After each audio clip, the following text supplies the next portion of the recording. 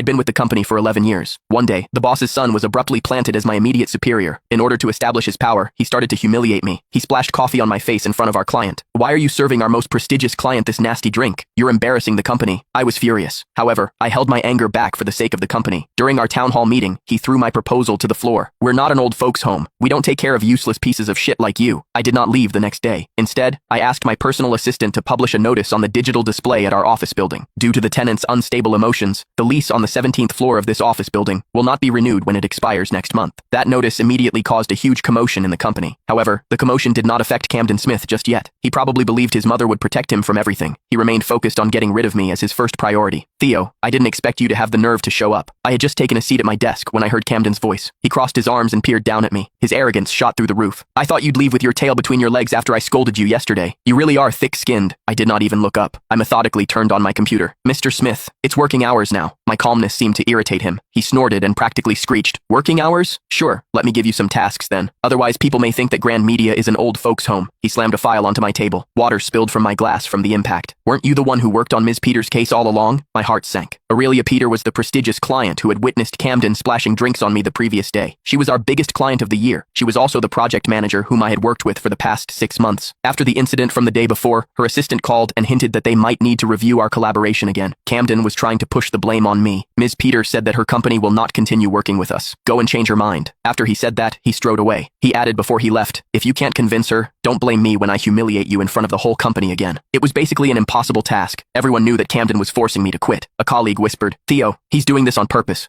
No one could possibly succeed. I grimaced and did not answer him. I picked up my phone and immediately called Aurelia's assistant. Hello, I'm Theo Anderson. The other person was silent for a while. Hello, Mr. Anderson. I want to meet Ms. Peter to discuss the project again. No matter what the results are, I'd still like to wrap things up properly. The assistant sounded a little hesitant, but she still agreed to check with Aurelia. After 5 minutes, she called me back. Mr. Anderson, Ms. Peter has agreed to meet you. The meeting will be held at Cloud Cafe at 3 p.m. today. I ended the call calmly. Camden was a little shocked when he realized I still managed to earn Aurelia's time. He put on a fake smile. Wow, you really have your ways. However, I have to remind you that there will be consequences if you can't change her mind. I ignored him and started to prepare my documents for the afternoon meeting. It was half an hour before departure time. I was about to print out the proposal that I had prepared. Camden held a cup of coffee in his hand as he exited the pantry. He seemed to be waiting for me. When he passed by, he pretended to accidentally bump shoulders with me. The document flew out of my hand, and the papers scattered across the floor. Oh no, I'm sorry, I didn't see you. As he apologized, his eyes glinted smugly. Before I could bend down to pick up the papers, he stepped onto the few crucial papers of the proposal with his polished leather shoe. He ground his foot and left gray footprints on the papers. He leaned down and whispered, well, these are just waste papers anyway. I'm just helping you to dispose of them. You're welcome. Click the link in my bio to get the full story for free.